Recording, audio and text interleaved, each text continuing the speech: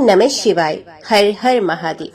भगवान भोलेनाथ की कृपा आप सभी पर बरसती रहे। श्रावण मास का पवित्र प्रवाह आगे बढ़ रहा है। हर दिन के साथ शिव भक्ति और अधिक गहराई ले रही है और मन, आत्मा और श्वास सब कुछ भोलेनाथ को समर्पित होता जा रहा है। आज हम सावन मास महात्म्य के 13वें अध्याय में प्रवेश कर रहे हैं, जहाँ कथा बन जाती है एक साधक की आत्मिक यात्रा, जो हमें दिखाती है कि भक्ति केवल पूजा नहीं बल्कि पूर्ण समर्पण है, अपने विचारों का, अपने कर्मों का और अपने जीवन का। इस अध्याय में बताया गया है कि कैसे श्रावण मास में किया गया एक छोटा सा पुण्य कार्य भी जन्मों के पापों को हर सकता है, क्योंकि सावन का एक एक दिन ईश्वर की कृपा बरसाने वाला है। ये अध्याय हमें सिखाता है कि जब मन व्यथित हो, जब जीवन में अंधकार हो, तो महादेव का नाम ही वह दीपक है जो राह भी दिखाता है और रक्षा भी करता है। तो आइए हृदय को शांत करें, विचारों को निर्मल करें और सुने वे कथा जो न केवल हमारे कानों तक पहुंचती है बल्कि आत्मा को शिव से जोड़ देती है। सावन मास महात्म्य अध्याय 13, जहां हर शब्द शिव की करुणा है और हर क्षण मोक्ष की ओर बढ़ता एक कदम। ओम नमः शिवाय। हर हर महादेव। भगवान शिव सनंत कुमार से बोले, हे महामुने, श्रावण मास में जो व्रत करने योग्य है वो अब मैं बताऊंगा, आप उसे ध्यान से सुने। चतुर्थी तिथि को एक बार भोजन करें और पंचमी को नक्त भोजन करें। स्वर्ण, चांदी, काष्ठ अथवा मिट्टी का 5 फणों वाला सुंदर नाग बनाकर पंचमी के दिन उस नाग की भक्ति पूर्वक पूजा करनी चाहिए। द्वार के दोनों ओर गोबर से बड़े बड़े नाग बनाए और दधि, शुभ दुर्वाकुरों, कनेर, मालती, चमेली, चंपा के फूलों, गंधों, अक्षतों, धूपों तथा मनोहर दीपों से उनकी विधिवत पूजा करें। उसके बाद ब्राह्मणों को घृत, मोदक तथा खीर का भोजन कराएं। इसके बाद अनंत, वासुकी, शेष, पद्मनाभ, कंबल, करकोटक, अश्व, 8वां धृतराष्ट्र, शंखपाल, कालिय तथा तक्षक, इन सब नाग कुल के अधिपतियों को तथा इनकी माता कद्रू को भी हल्दी और चंदन से दीवार पर लिखकर फूलों आदि से इनकी पूजा करें। उसके बाद बुद्धिमान को चाहिए कि वामी में प्रत्यक्ष नागों का पूजन करें और उन्हें दूध पिलाएं। घृत तथा शर्करा मिश्रित पर्याप्त दुग्ध उन्हें अर्पित करे। उस दिन व्यक्ति लोहे के पात्र में पूरी आदि ना बनाए। नैवेद्य के लिए गोधूम का पायस भक्ति पूर्वक अर्पण करे। भुने हुए चने, धान का लावा तथा जो सर्पों को अर्पित करना चाहिए और स्वयं भी उन्हें ग्रहण करना चाहिए। बच्चों को भी यही खिलाना चाहिए, इससे उनके दांत मजबूत होते हैं। सांप की बांबी के पास श्रृंगार युक्त स्त्रियों को गायन तथा वादन करना चाहिए और इस दिन को उत्सव की तरह मनाना चाहिए। इस विधि से व्रत करने पर सर्प से कभी भी भय नहीं होता। हे विप्र, मैं लोगों के हित की कामना से आपसे कुछ और भी कहूँगा। हे महामुने, आप उसे सुनिए। हे वत्स, नाग के द्वारा डसा गया मनुष्य मरने के बाद अधोगति को प्राप्त होता है और उस अधोगति में पहुंचकर वे तामसी सर्प होता है। इसकी निवृत्ति के लिए पूर्वोक्त विधि से एक भुक्त आदि समस्त कृत्य करे और ब्राह्मणों से नाग निर्माण तथा पूजा आदि आदर पूर्वक कराए। इस प्रकार 12 मासों में प्रत्येक मास में शुक्ल पक्ष की पंचमी तिथि को इस व्रत का अनुष्ठान करे और वर्ष के पूरा होने पर नागों के निमित्त ब्राह्मणों तथा सन्यासियों को भोजन कराए। किसी पुराण ज्ञाता ब्राह्मण को रत्न जटित स्वर्ण में नाग और सभी उपस्करों से युक्त तथा बछड़े सहित गो प्रदान करे। दान के समय सर्वव्यापी, सर्वगामी, सब कुछ प्रदान करने वाले अनंत नारायण का स्मरण करते हुए ये कहना चाहिए, हे गोविंद, मेरे कुल में अगर कोई व्यक्ति सर्प दंश से अधोगति को प्राप्त हुए हैं, वे मेरे द्वारा किए गए व्रत तथा दान से मुक्त हो जाए। ऐसा उच्चारण करके अक्षत युक्त तथा श्वेत चंदन मिश्रित जल वासुदेव के समक्ष भक्ति पूर्वक जल में छोड़ दे। हे मुनि सत्तम, इस विधि से व्रत के करने पर उसके कुल में जो सभी लोग सर्प के काटने से भविष्य में मृत्यु को प्राप्त होंगे या पूर्व में मर चुके हैं, वे सब स्वर्ग गति प्राप्त करेंगे। साथ ही हे कुलनंदन, इस विधि से व्रत करने वाला अपने सभी वंशजों का उद्धार करके अप्सराओं के द्वारा सेवित होता हुआ शिव सानिध्य प्राप्त करता है। जो मनुष्य वित्त शाठ्य से रहित होता है वही इस व्रत का संपूर्ण फल प्राप्त करता है। जो लोग शुक्ल पक्ष की सभी पंचमी तिथियों में नक्त व्रत करके भक्ति संपन्न होकर पुष्प आदि उपहारों से सौभाग्यशाली नागों का पूजन करते हैं, उनके घरों में मणियों की किरणों से विभूषित अंगों वाले सर्प उन्हें अभय देने वाले होते हैं और उनके ऊपर प्रसन्न रहते हैं। जो ब्राह्मण ग्रहदान का प्रतिग्रह करते हैं वे भी घोर यातना भोग कर अंत में सर्प योनि को प्राप्त होते हैं। हे मुनि सत्तम, जो कोई भी मनुष्य नाग हत्या के कारण इस लोक में मृत संतानों वाले अथवा पुत्रहीन होते हैं और जो कोई मनुष्य स्त्रियों के प्रति कार्पण्य के कारण सर्प योनि में जाते हैं, कुछ लोग धरोहर रखकर उसे स्वयं ग्रहण कर लेते हैं अथवा मिथ्या भाषण के कारण सर्प होते हैं अथवा अन्य कारणों से भी जो मनुष्य सर्प योनि में जाते हैं, उन सभी के प्रायश्चित के लिए ये उत्तम उपाय कहा गया है। यदि कोई मनुष्य वित्त शाठ्य से रहित होकर नाग पंचमी का व्रत करता है तो उसके कल्याण के लिए सभी नागों के अधिपति शेषनाग तथा वासुकी हाथ जोड़कर प्रभु श्री हरि से तथा सदाशिव से प्रार्थना करते हैं। तब शेष और वासुकी की प्रार्थना से प्रसन्न हुए परमेश्वर शिव तथा विष्णु उस व्यक्ति के सभी मनोरथ पूर्ण करते हैं। वह नागलोक में अनेक प्रकार के विपुल सुखों को उपभोग करके बाद में उत्तम वैकुंठ अथवा कैलाश में जाकर शिव तथा विष्णु का गण बनकर परम सुख प्राप्त करता है। हे वत्स, मैंने आपसे नागों के इस पंचमी व्रत का वर्णन कर दिया। इसके बाद अब आप अन्य कौन सा व्रत सुनना चाहते हैं उसे बताइए। ओम नमः शिवाय। हर हर महादेव। राजा करंदम बोले, हे ब्राह्मण, मैं चारों युगों की व्यवस्था को यथार्थ रूप से सुनना चाहता हूँ। महाकाल ने कहा, राजन, कृत युग को तुम आदि युग समझो। उसके बाद त्रेता युग की स्थिति मानी गई है, फिर द्वापर और कलयुग है। यही संक्षेप से चारों युगों का परिचय है। कृत युग सत्व गुण प्रधान है, त्रेता रजोगुण प्रधान है, द्वापर में रजोगुण और तमोगुण दोनों की प्रधानता है तथा कलयुग को साक्षात तमोगुण का स्वरूप जानना चाहिए।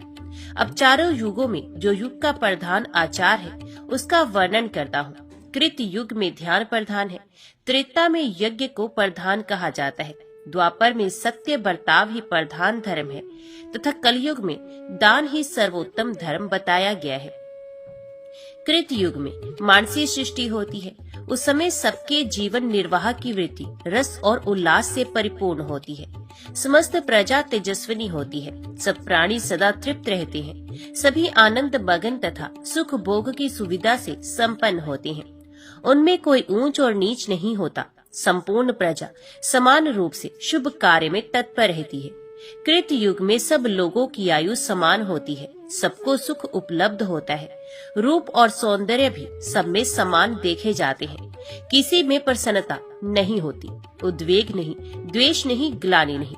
उस समय वर्ण आश्रम व्यवस्था होती है। वर्ण संकर का नाम नहीं होता। कुछ लोग पर्वतों पर, उसके आसपास तथा कुछ लोग समुद्र के तट पर निवास करते हैं। सब पर दया करना उस समय की प्रजा को विशेष प्रिय जान पड़ता है। सब मनुष्य एक मत होकर सदा भगवान सदाशिव का ध्यान करते हैं। कृत युग का चतुर्थ चरण आने पर उनकी वह रस उल्लास वृत्ति नष्ट हो गई। तब उनके लिए ग्रह का काम देने वाले कल्प वृक्ष उत्पन्न हो गए। वे वृक्ष ही उनके लिए वस्त्र, आभूषण तथा फल उत्पन्न करने लगे। उन वृक्षों पर ही उनके लिए पत्ते पत्ते में उत्तम गंध, उत्तम रंग और उत्तम रस से युक्त अत्यंत बलवर्धक मधु तैयार होने लगा। उसे मधुमक्खियों ने नहीं बनाया था। कृत युग के अंतिम भाग में उसी से प्रजा अपने जीवन का निर्वाह करती थी। उस मधु के सेवन से सब लोग हृष्ट पुष्ट, अधिक बलशाली तथा निरोग रहते थे। तदंतर कुछ काल के बाद जब मनुष्यों की रसनेंद्रिय प्रबल हो गई तो युग का प्रभाव पड़ने से सब लोगों में भगवान के ध्यान की प्रवृत्ति कम होने लगी और वे उन वृक्षों तथा बिना मक्खी के उत्पन्न हुए मधु पर भी बलपूर्वक अधिकार करने लगे। उनके इस लोभ दोष जनित अनाचार से वे कल्प वृक्ष कहीं कहीं मधु के साथ ही अदृश्य हो गए। उस समय उन वृक्षों की संपत्ति सब बहुत थोड़ी रह गई तो प्रजाजनों में द्वंद्व प्रकट हो गए। वे सर्दी, गर्मी तथा मानसिक क्लेश से बहुत दुखी हुए। तब उन्होंने अपने को आच्छादित करने के लिए घर बनाए। उसमें त्रेता युग के प्रारंभ में उनके लिए पुनः दूसरी सिद्धि प्रकट हुई। वर्षा होने से जल और पृथ्वी का संयोग हुआ और उससे बिना जोते बोए ग्राम में तथा अरण्य में 14 प्रकार के अन्न उत्पन्न हुए।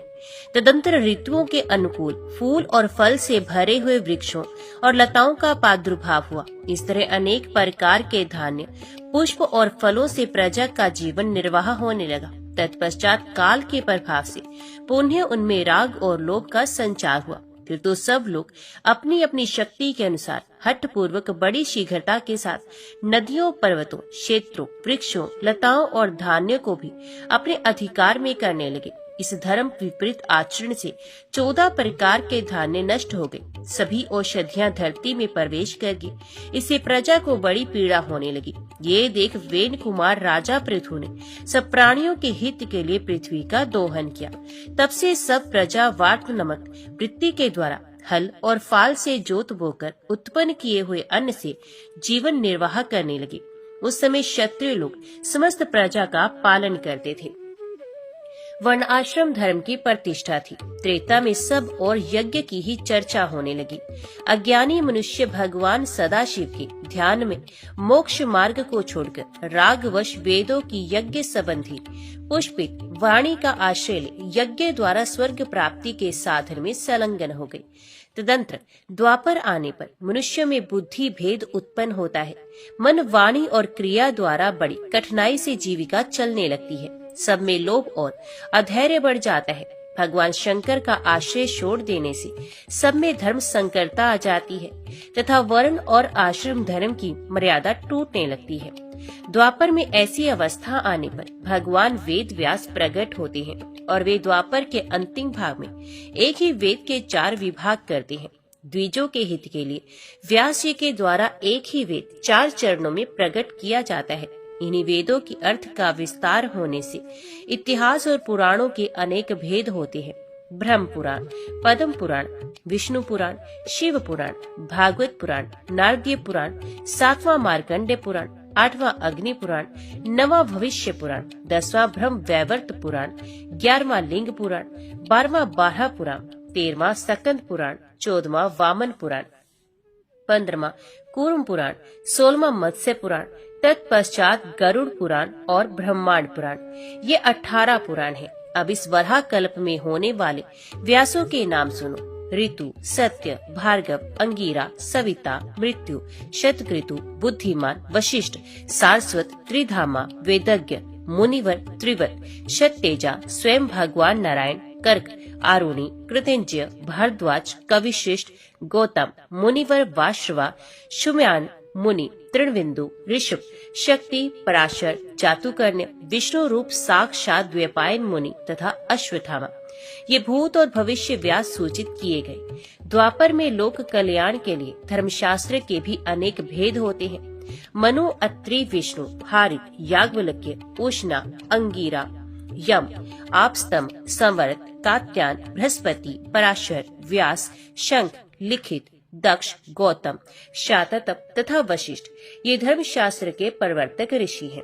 तत्पश्चात द्वापर की संध्या में और कलयुग के प्रारंभ काल में जब शैव योग नष्ट होने लगता है तब योग से आनंदित होने वाले मुनि प्रकट होते हैं। श्वेत वराह कल्प के कलयुग में सर्वप्रथम भगवान रुद्र ही योगेश्वर रूप में प्रकट होते हैं। तदंतर सुतार, तारण, सुहोत्र, कंकण, लोगाक्षी, महामुनि, जैगिशव्य, भव्य, दधिवाहन, ऋषभ, मुनिवर धर्म, उग्र, अत्रि, बालक, गौतम, वेदशीर्ष, गोकर्ण, शिखंडी, गुहावासी, जटामाली, अट्टाहस, दारुक, लांगली, संयमी, शूली, डिंडी, मुंडीश्वर, सहिष्णु, सोम शर्मा, लकुलिश तथा कायावरोहण इत्यादि युगेश्वर होने वाले हैं। ये कलयुग में संक्षेप से शैव धर्म का उपदेश करेंगे। राजन, इस प्रकार कलयुग में शास्त्रों का संक्षेप बताया जाता है।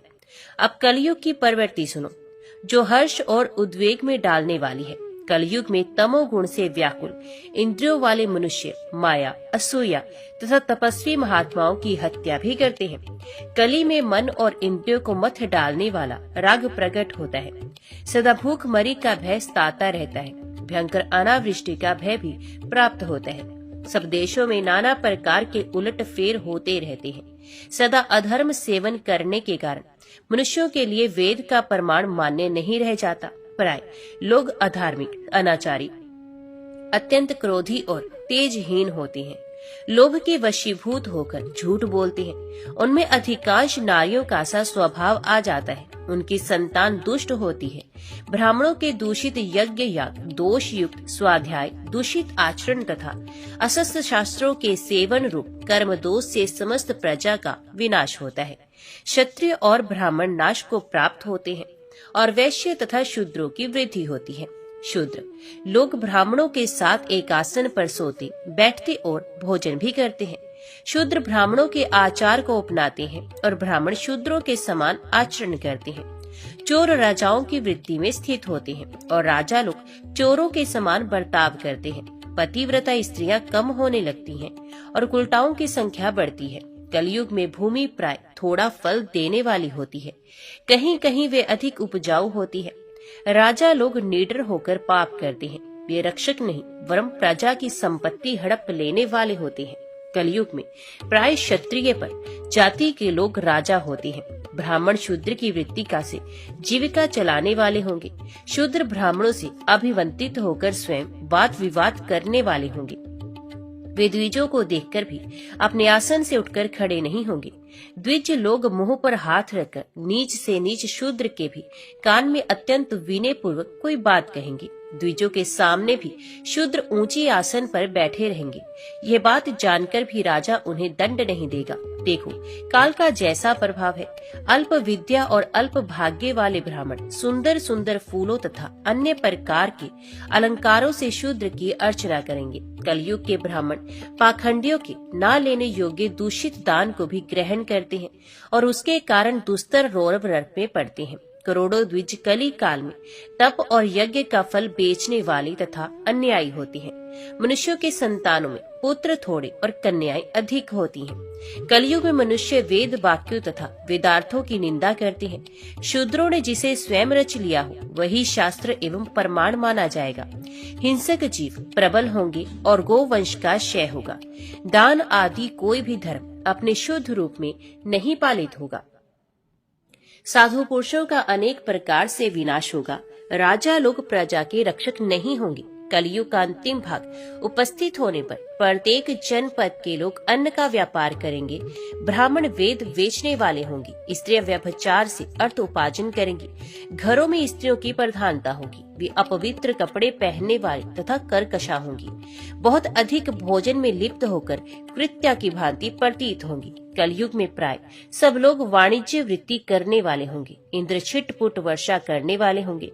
मनुष्य दुराचार सेवन आदि व्यर्थ के पाखंडों से घिरे होंगे और सब लोग एक दूसरे से याचना करेंगे। उसमें लोगों को पाप करने में तनिक भी शंका नहीं होगी। जब कलयुग के संहार का समय आएगा उस समय मनुष्य पराया धन हड़पने वाले, पर स्त्रियों का अस्तित्व नष्ट करने वाले तथा 15 वर्ष की आयु वाले होंगे। चोर के घर में भी चोरी करने वाले तथा लुटेरे के घर में भी लूट बूट करने वाले होंगे। ज्ञान और कर्म दोनों का अभाव हो जाने से सब लोग उद्यम करना छोड़ देंगे। उसमें कीड़े चूहे और सर्प मनुष्यों को डसेंगे। वर्ण और आश्रम धर्म के विरोधी जो अनन्य पाखंड सुने जाते हैं वे सब उस समय प्रकट होंगे और उनकी वृद्धि भी होगी। कलयुग में स्त्री और पुत्र से दुख, शरीर का संहार, सदा रोगी रहना तथा पाप करने में आग्रह रखना आदि दोष क्रमश बढ़ते ही जाएंगे। राजन, यद्यपि कलयुग समस्त दोषों का भंडार है तथापि उसमें एक महान गुण भी है, उसे सुनो। कलिकाल में थोड़े ही समय साधन करने से मनुष्य सिद्धि को प्राप्त हो जाते हैं। सतयुग, त्रेता और द्वापर इन 3 युगों के लोग ऐसा कहते हैं कि जो मनुष्य कलयुग में श्रद्धा परायण होकर वेदों, स्मृतियों और पुराणों में बताए हुए धर्म का अनुष्ठान करते हैं वे धन्य हैं। त्रेता में 1 वर्ष तक तथा द्वापर में 1 मास तक क्लेश सहन पूर्वक धर्म अनुष्ठान करने वाले बुद्धिमान पुरुष को जो फल प्राप्त होता है वे कलयुग में 1 दिन के अनुष्ठान से मिल जाता है। राजन, कलयुग में भगवान विष्णु और शिव की नियम पूर्वक उपासना करने वाले जितने मनुष्य सिद्धि को प्राप्त होते हैं उतने अन्य युगों में 3 युगों तक उपासना करने से प्राप्त होते हैं। राजन, 28वें कलयुग में जो कुछ होने वाला है उसे सुनो। कलयुग के 3290 वर्ष व्यतीत होने पर इस भूमंडल में वीरों का अधिपति शूद्रक नाम वाला राजा होगा, जो चर्चिता नगरी में आराधना करके सिद्धि प्राप्त करेगा। शूद्रक पृथ्वी का भार उतारने वाला राजा होगा। तदंतर कलयुग के 3310वें वर्ष में नंद वंश का राज्य होगा। चाणक्य नाम वाला ब्राह्मण उन नंद वंशियों का संहार करेगा और शुक्ल तीर्थ में वे अपने समस्त पापों से छुटकारा पाने के लिए प्रायश्चित की अभिलाषा करेगा। इसके सिवा कलयुग के 3020 वर्ष निकल जाने पर इस पृथ्वी पर राजा विक्रमादित्य होंगे। वे नव दुर्गाओं की सिद्धि एवं कृपा से राज्य पाएंगे और दीनों का उद्धार करेंगे। तदंतर 3000 से 100 वर्ष और अधिक बीतने पर शक नामक राजा होगा। उसके बाद कलयुग के 3600 वर्ष बीतने पर मगध देश में हेम सदन से अंजनी के गर्भ से भगवान विष्णु के अंश अवतार स्वयं भगवान बुद्ध प्रकट होंगे, जो धर्म का पालन करेंगे। महात्मा बुद्ध के अनेक उत्तम चरित्र स्मरणीय होंगे। अपने भक्तों के लिए अपनी यशो गाथा छोड़कर वे स्वर्गलोक को चले जाएंगे। भक्त उन्हें सर्व पापहारी बुद्ध कहेंगे। तत्पश्चात कलयुग के 4400 वर्ष बीतने पर चंद्र वंश में महाराज परमिति का प्रादुर्भाव होगा। वे बहुत बड़ी सेना के अधिपति तथा अत्यंत बलवान होंगे। करोड़ों मनुष्यों का वध करके सब ओर से पाखंड का निवारण करते हुए केवल विशुद्ध वैदिक धर्म का स्थापना करेंगे। महाराज परमिति का देहावसान गंगा यमुना के मध्यवर्ती क्षेत्र प्रयाग में होगा। तत्पश्चात किसी समय काल के प्रभाव से जब प्रजा अत्यंत पीड़ित होने लगी, तब भयंकर अधर्म का आश्रय लेकर शठता पूर्वक बर्ताव करेगी। कोई बंधन न रहने के कारण सब लोग लोभ से व्याप्त हो झुंड के झुंड निकलकर एक दूसरे को लूटेंगे और मारेंगे। सभी श्रम से पीड़ित हो अत्यंत व्याकुल रहेंगे। उस समय वैदिक और स्मार्त धर्म नष्ट हो जाने पर सब एक दूसरे के आघात से नष्ट होंगे। धार्मिक और सामाजिक मर्यादा का उल्लंघन करेंगे। सब में करुणा, स्नेह और लज्जा का अत्यंत अभाव हो जाएगा। सभी लोग नाटे कद के होंगे। उनकी पूरी आयु 25 वर्ष की होगी। उनके मन और इंद्रियां विषाद से व्याकुल होंगे और वे घर तथा स्त्री का परित्याग करके हाहाकार करते हुए बाहर भटकेंगे। वर्षा न होने से सबकी जीविका मारी जाएगी और सब लोग दुखी हो कृषि और पशुपालन का काम छोड़कर पर्वतों पर रहने लगेंगे। अपना देश छोड़कर नदी और समुद्र के तट पर निवास करेंगे। पर्वतों की गुफाओं में रहेंगे। अत्यंत दुखी हो मांस और मूल फल से जीवन निर्वाह करेंगे। पुराने चिथड़े, वलकर और पत्ते तथा मृग चर्म धारण करेंगे। सभी अकर्मण्य तथा आवश्यक साधनों से भी रहित होंगे। उस समय शाल्य नामक मनुष्य धर्म का विनाश करने के लिए उन सबका संहार करेगा। उत्तम, मध्यम और अधम सब प्रकार की श्रेणियों का विनाश करके वह अत्यंत भयंकर कर्म करने वाला होगा। तब उसका वध करने के लिए संपूर्ण जगत के स्वामी साक्षात भगवान विष्णु संभल ग्राम में श्री विष्णु यशा के पुत्र होकर अवतीर्ण होंगे और श्रेष्ठ ब्राह्मणों के साथ जाकर उस शाल्य नाम वाले मनुष्यों का संहार करेंगे। वे सब और घूम घूम कर करोड़ों और अरबों पापियों का वध करके उस धर्म का पालन करेंगे जो वेद मूलक है। साधु पुरुषों के लिए धर्म रूपी नौका का निर्माण करके अनेक प्रकार की लीलाएं करने के पश्चात वे भगवान कल की परम धाम में पधारेंगे। राजन, उसके बाद फिर सतयुग का आरंभ होगा। प्रथम सतयुग, अंतिम सतयुग तथा 28वें कलयुग के अन्य युगों से कुछ विशेषता रखते हैं। शेष युगों की प्रवृत्ति औरों के समान ही होती है। कलयुग बीतने पर सतयुग के प्रारंभ में राजा मरु ये सूर्यवंश देवापी से चंद्रवंश तथा श्रुत देव से ब्राह्मण वंश की परंपरा चालू होगी। राजन, इस प्रकार चारों युगों की व्यवस्था बतलाई जाती है। चारों युगों में वही लोग धन्य हैं जो भगवान शंकर और विष्णु का भजन करते हैं। राजा कलंधम ने पूछा, ब्राह्मण, कोई भगवान शिव की, कोई विष्णु की तथा कोई ब्रह्मा जी की शरण लेने से सर्वोत्कृष्ट मोक्ष की प्राप्ति बताते हैं, किंतु आप किससे मुक्ति मानते हैं? महाकाल ने कहा, नरश्रेष्ठ, इन तीनों देवताओं की महिमा अपार है। इस विषय में बड़े बड़े योगीश्वरों का भी मन मोहित हो जाता है, फिर मेरी तो बात ही क्या है। कहते हैं प्राचीन काल में कभी नैमिषारण्यवासी मुनियों को भी ये संदेह हुआ कि इन तीनों देवताओं में कौन सबसे श्रेष्ठ है। तब वे ब्रह्मलोक में गए। उसी समय भगवान ब्रह्मा ने इस श्लोक का पाठ किया। उन भगवान अनंत को नमस्कार है, जिनका कहीं अंत नहीं मिलता तथा जो सबके महान ईश्वर है। उन भगवान शंकर को भी नमस्कार है, ये दोनों देवता सदा मुझ पर प्रसन्न रहे। इस श्लोक के अनुसार भगवान विष्णु और शंकर की श्रेष्ठता का निश्चय करके विश्व मुनि क्षीर सागर को गए। वहाँ युगेश्वर भगवान विष्णु ने इस श्लोक का पाठ किया। मैं संपूर्ण भूतों में व्यापक पर ब्रह्म स्वरूप भगवान ब्रह्मा और सदाशिव को प्रणाम करता हूँ। वे दोनों मेरे लिए मंगलकारी हो। ये श्लोक सुनकर उन ब्रह्म ऋषियों को बड़ा विस्मय हुआ। वे वहाँ से हटकर पुनः कैलाश पर्वत पर गए। वहाँ उन्होंने देखा कि भगवान शंकर गिरिराज नंदिनी उमा से इस प्रकार कह रहे हैं, देवी, मैं भगवान विष्णु और ब्रह्मा जी की प्रसन्नता के लिए भगवान विष्णु के मंदिर में एकादशी को जागरण पूर्वक नृत्य करता हूँ तथा उन्हीं दोनों की प्रसन्नता के लिए सदा तप करता हूँ। ये सुनकर वे मुनि लोग वहाँ से भी खिसक आए और आपस में कहने लगे, जब ये तीनों देवता ही एक दूसरे का पार नहीं पाते, तब उनके द्वारा उत्पन्न किए हुए महर्षियों की संतान परंपरा में जन्म लेने वाले हम लोगों की क्या गणना है। जिन तीनों में से किसी एक को उत्तम, मध्यम या अधम बताते हैं, वे झूठ बोलने वाले और पाप आत्मा है। उन्हें निश्चय ही नरक में जाना पड़ता है। राजेंद्र, नैमिषारण्यवासी तपस्वी मुनियों ने ऐसा ही निश्चय किया।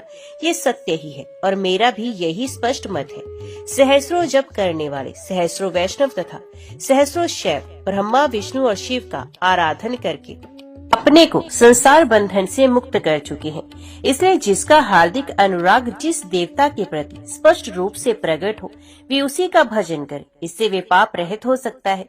यही मेरा सर्वोत्तम मत है। करंथम ने पूछा, विप्रवर, वे कौन से पाप हैं जिनके द्वारा मोहित चित्त वाले मनुष्य का मन न तो देवता में लगता है न धर्मों में। महाकाल ने कहा, राजन, अपनी चित्त वृत्तियों के भेद से अधर्म के भेद जानने चाहिए। अधर्म 3 प्रकार के हैं, स्थूल, सूक्ष्म और अत्यंत सूक्ष्म। यही अपने करोड़ों भेदों के द्वारा अनेक प्रकार के हो जाते हैं। इनमें से जो स्थूल पाप समुदाय नरक की प्राप्ति कराने वाले हैं, उनका संक्षेप से वर्णन किया जाता है। उन पापों का अनुष्ठान मन, वाणी और कर्मों द्वारा होता है। उनमें से मानसिक पाप के 4 भेद हैं, पर स्त्री चिंतन, दूसरों के धन हड़प लेने का संकल्प, अपने मन से किसी का भी अनिष्ट चिंतन तथा ना करने योग्य कार्यों के लिए मन में आग्रह रखना। इसी प्रकार वाचिक पाप कर्म के भी 4 भेद हैं। असंगत वचन बोलना, झूठ बोलना, अप्रिय भाषण करना तथा दूसरों की निंदा और चुगली करना।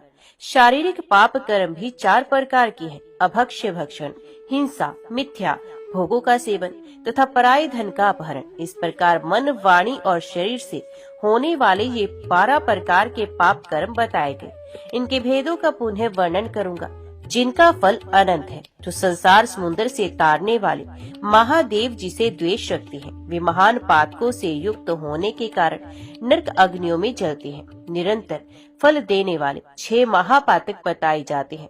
जो मंदिर आदि में भगवान शंकर को देखकर ना तो नमस्कार करते हैं, न उनकी स्तुति ही करते हैं, अपितु भगवान के सामने निशंक हो मनमानी चेष्टा करते हुए खड़े होते और क्रीड़ा विलास आदि करते हैं। भगवान शिव तथा गुरुजन के समीप पूजा, नमस्कार आदि आवश्यक शिष्टाचारों का पालन नहीं करते। शिव शास्त्रों में बताए हुए सदाचार को नहीं मानते और शिव भक्त में द्वेष रखते हैं। ये 6 प्रकार के मनुष्य महापातकी समझे जाते हैं। जो पाप आत्मा अपने गुरु का, कष्ट में पड़े हुए व्यक्ति का, असमर्थ पुरुष का, विदेश गए हुए व्यक्ति का तथा शत्रुओं द्वारा अपमानित मनुष्य का परित्याग करता है अथवा उनके स्त्री, पुत्र एवं मित्रों की अवहेलना करता है, उसका यह कृत्य गुरु निंदा के समान महापातक समझना चाहिए।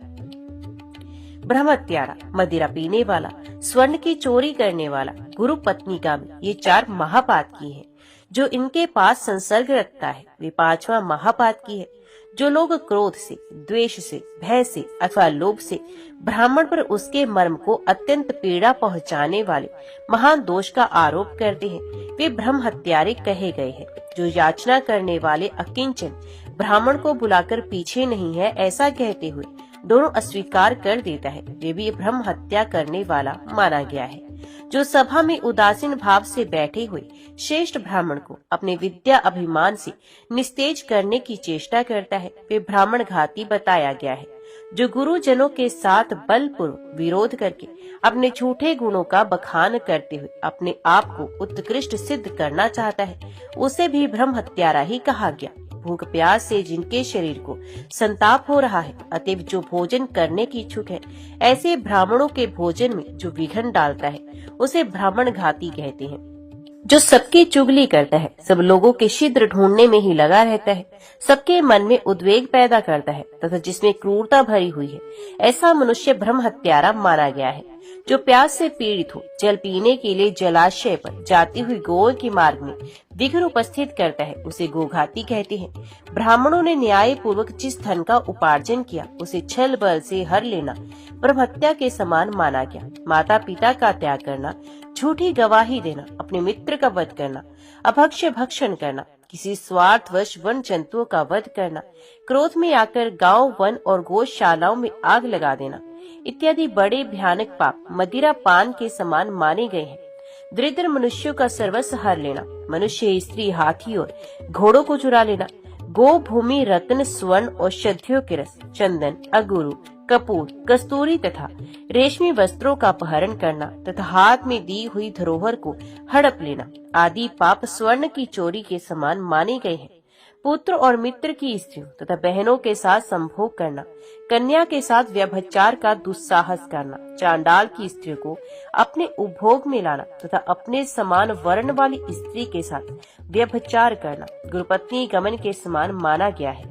अहंकार, अधिक क्रोध, पाखंड, कृतघ्नता, अत्यंत विषयासक्ति, कृपणता, शठता, ईर्ष्या तथा बिना किसी अपराध के ही पुत्र, मित्र, पत्नी, स्वामी और सेवकों का परित्याग करना, साधु, बंधु, तपस्वी, गाय, क्षत्रिय, वैश्य, स्त्री और शूद्रों को मारना पीटना, भगवान शिव के आवास स्थान पर लगे हुए वृक्षों और पुष्प वाटिका आदि को नष्ट करना, जो यज्ञ के अधिकारी नहीं उनका यज्ञ कराना, जिनसे याचना करनी उचित नहीं उनसे याचना करना, यज्ञ, बगीचा, पोखरा, पत्नी और संतान को बेचना, तीर्थ यात्रा, उपवास, व्रत तथा मंदिर निर्माण आदि के पुण्यों का विक्रय करना, स्त्री के धन से जीविका चलाना, स्त्रियों के अत्यंत वशीभूत रहना, स्त्रियों की रक्षा न करना, ऋण न चुकाना, झूठ बोलकर जीविका चलाना, साध्वी कन्या की बातों में दोष निकालना, विष तथा मारण यंत्रों का प्रयोग करना, किसी का मूल उच्छेद कर डालना, उच्चाटन एवं अभिचार कर्म करना, राग और द्वेष के कार्य करना, समय पर संस्कार न कराना, स्वीकार किए हुए व्रत का परित्याग करना, सब प्रकार के आहारों का सेवन करना, असत शास्त्रों के अनुसार चलना, सूखे तर्क का सहारा लेना, देवता, अग्नि, गुरु, साधु, गो, ब्राह्मण, राजाओं तथा चक्रवर्ती नरेशों की उनके सामने या परोक्ष में निंदा करना, ये सब उपपातक हैं, जिन्होंने श्राद्ध और देव यज्ञ का परित्याग कर दिया है, अपने वर्ण आश्रमोचित कर्मों को सर्वथा छोड़ दिया है, जो दुराचारी, नास्तिक, पापी और सदा झूठ बोलने वाले हैं, जो पर्व के समय अथवा दिन में, जल में, विपरीत योनि में, पशु योनि में, रजस्वलाओं में अथवा अयोनि में मैथुन करता है, जो सबसे अप्रिय बोलते हैं, क्रूर हैं, प्रतिज्ञा को तोड़ने वाले हैं, तालाब और कुओं को नष्ट करने वाले हैं, जो रस का विक्रय करते हैं तथा एक ही पंक्ति में बैठे हुए लोगों को भोजन कराते समय पंक्ति भेद करते हैं, वे लोग इन सभी पापों के कारण उपपात की माने गए हैं। जो इनकी अपेक्षा उच्च न्यून श्रेणी के पापों से युक्त है, वे पापी कहलाते हैं। अब उनका वर्णन सुनो। जो गो, ब्राह्मण, कन्या, स्वामी, मित्र तथा तपस्वी जनों के कार्यों में अंतर डालते हैं, वे पापी माने गए। जो दूसरों की संपत्ति से जलते हैं, नीच जाति की स्त्री का सेवन करते हैं, गौशाला, अग्नि, जल, सड़क तथा वृक्षों की छाया में, वृक्षों पर, बगीचों और मंदिरों में जो लोग मल मूत्र आदि का त्याग करते हैं, वे पापी हैं। मतवाले होकर किलकारियां भरते हैं, वंचक विशेष वंचनापूर्ण कार्य तथा वंचकों के से आचरण करते हैं, झूठ और कपट के ही व्यवहार में लगे रहते हैं, कपटपूर्ण शासन करते हैं और कूटनीति का आश्रय लेकर युद्ध करते हैं, वे सब पापी हैं। जो अपने सेवकों के प्रति अत्यंत निष्ठुर और पशुओं का दमन करने वाला है, जो झूठ बोलता है और स्त्री पुत्र मित्र बाल वृद्ध दुर्बल रोगी भृत्य वर्ग अतिथि वर्ग सभाई बंधुओं को भूखे छोड़कर अकेला ही भोजन करता है, स्वयं तो मिठाई खाता और ब्राह्मणों को दूसरी वस्तुएं देता है, उसका पाक व्यर्थ जानना चाहिए, अर्थात उसके किए हुए दान और यज्ञ आदि का कोई फल नहीं मिलता। वे ब्रह्मवादी विद्वानों द्वारा निंदित होता है, जो अजितेंद्रिय मनुष्य स्वयं ही कोई नियम लेकर फिर उन्हें त्याग देते हैं, प्रतिदिन गौओं को मारते और उन्हें बार बार त्रास देते हैं, जो दुर्बलों का पोषण नहीं करते, पशुओं के ऊपर अधिक भार लादकर उन्हें पीड़ा देते हैं, उनकी पीठ में घाव हो जाने पर भी उन्हें सवारी में जोतते हैं, उनके भोजन ना देकर स्वयं खाते हैं, रोगी होने पर भी उनकी दवा नहीं करते, वे सब पापी हैं। जो सामुद्रिक शास्त्र को जीविका का साधन बनाता है, शूद्र कुल में उत्पन्न स्त्री को अपनी भार्या बनाकर रखता है और जो धर्मात्मा होने का ढोंग रचता है, वे सब के सब पापी माने गए हैं। जो राजा शास्त्रीय आज्ञा का उल्लंघन करके प्रजा से मनमाना कर लेता है, सदा दंड देने की ही रुचि रखता है, अथवा जो अपराधी को भी दंड देने की रुचि नहीं रखता, तथा जिसके राज्य में प्रजा घूस लेने वाले अधिकारियों और चोरों से पीड़ित होती है, वे नरक की आग में पकाया जाता है। जो चोरी से दूर रहने वालों को चोर समझता है और वास्तविक चोर को चोर नहीं मानता, वह आलस्य दोष से दूषित तथा दुर्व्यसनों में आसक्त राजा नरक में जाता है। पुराण वेता विद्वान इस प्रकार के और भी बहुत से पाप बताते हैं। दूसरों की कोई भी वस्तु, वे सरसों के बराबर भी छोटी क्यों न हो, अपहरण करने पर मनुष्य पापी एवं नरक में गिरने का अधिकारी होता है, इसमें तनिक भी संदेह नहीं। इस प्रकार के पाप बन जाने पर मनुष्य प्राण त्यागने के पश्चात नरक का कष्ट भोगने के लिए पूर्व शरीर की ही भांति एक यातना देह प्राप्त करता है। अतः नरक में डालने वाले इन तीनों ही प्रकार के पाप कर्मों को त्याग देना चाहिए और श्रद्धा पूर्वक भगवान सदाशिव की शरण लेनी चाहिए। संसर्गवश, कौतूहलवश अथवा लोभ से भी भगवान शंकर के प्रति किए हुए नमस्कार, स्तुति, पूजा तथा नाम संकीर्तन सभी विफल नहीं होते। नारद जी कहते हैं, अर्जुन, जब महाकाल जी इस प्रकार भांति भांति के धर्मों का उपदेश कर रहे थे, उस समय आकाश में बड़ा भारी शब्द हुआ। तदंतर महाकाल भगवान शिव के परम धाम को चले गए। कुरुनंदन, इस प्रकार इस महालिंग का आविर्भाव हुआ है। महाकाल का यह कूप और सरोवर भी परम पवित्र एवं सिद्धिदायक है। कुंती नंदन, जो मनुष्य यहाँ इस लिंग की आराधना में संलग्न होते हैं, महाकाल उन्हें अपने हृदय से लगाकर भगवान शिव की सेवा में प्रस्तुत करते हैं। अर्जुन, इस प्रकार मही सागर संगम तीर्थ में ये 7 लिंग प्रकट हुए। जो श्रेष्ठ मानव इस प्रसंग को पढ़ते और सुनते हैं, वे भी धन्य होते हैं।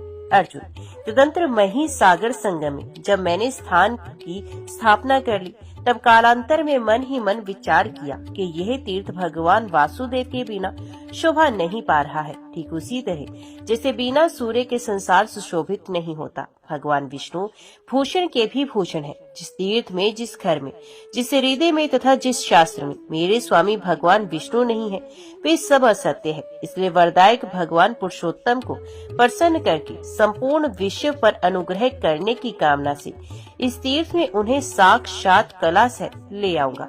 ऐसा विचार कर मैं वहीं ठहर गया और ज्ञान योग के द्वारा योगीश्वर श्री हरि को संतुष्ट करने के लिए 100 वर्षों तक आराधना करता रहा।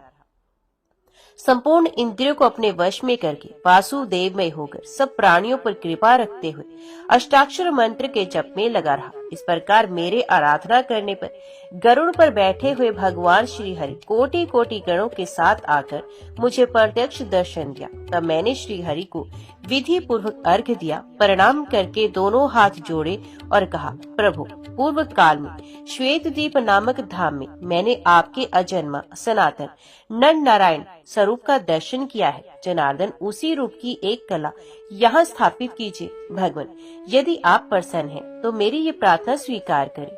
मेरे इस प्रकार प्रार्थना करने पर भगवान गरुड़ ध्वज ने कहा, ब्रह्मपुत्र नारद, तुम्हारे हृदय में जिस आकांक्षा का उदय हुआ है, वे उसी रूप में पूर्ण हो। मुझे इस तीर्थ में सदैव निवास करना है।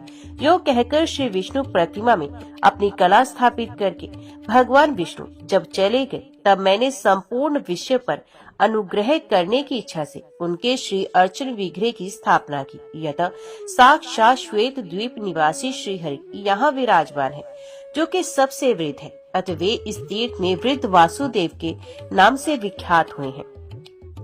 कार्तिक मास के शुक्ल पक्ष में जो कल्याण में एकादशी आती है, उस दिन झरने अथवा नदी आदि के जल में विधि पूर्वक स्नान करके जो पुरुष पंच उपचार द्वारा भक्ति भाव से श्री हरि का पूजन करता है तथा उपवास और जागरण करते हुए श्री हरि के आगे संगीत एवं वाद्य का आयोजन करता है अथवा दंभ और क्रोध त्याग कर श्री विष्णु की महिमा एवं लीला की कथा कहता है तथा मन और इंद्रियों को वश में रखते हुए और संचित हो यथाशक्ति दान देता है, वे ब्रह्म हत्यारा क्यों न हो, अनेक जन्मों की समस्त पाप राशि से मुक्त हो जाता है। इसके सिवा वे अंत में गरुड़ संबंधी विमान के द्वारा साक्षात वैकुंठ धाम को प्राप्त होता है। श्रद्धा पूर्वक, प्रसन्नता पूर्वक, उत्साह के साथ, आंतरिक अभिलाषा से अहंकार छोड़कर भगवान को स्नान करा, उन्हें धूप और चंदन चढ़ाकर पुष्प और नैवेद्य समर्पण करके अर्घ्यदान देकर प्रत्येक प्रहर में अत्यंत भक्ति भाव से भगवान की आरती उतारकर चवर डुलाने का आनंद लेते हुए, भेरी बजाते हुए, पुराण कथा श्रवण पूर्वक भक्ति युक्त नृत्य करके नींद से दूर रहकर क्षुधा पिपासा तथा रसवादन की इच्छा से रहित होकर भगवत अर्चन बिंदों से सुगंध को सूंघते हुए भगवत प्रिय रात्रि संगीत का आयोजन करके भगवत तीर्थ में जाकर प्राणायाम पूर्वक ब्रह्मचर्य के पालन पूर्वक स्तोत्र पाठ के साथ भगवान के चरणोदक को ग्रहण करते हुए सत्य भाषण पूर्वक सत्संग का लाभ उठाते हुए तथा पुण्य वार्ता के साथ इन 25 विशेषताओं के साथ जो मनुष्य एकादशी की रात में भगवान के समीप जागरण करता है, वे फिर इस भूमि में जन्म नहीं लेता। ओम नमः शिवाय। हर हर महादेव। आगे की कथा आप अगले अध्याय में सुनेंगे।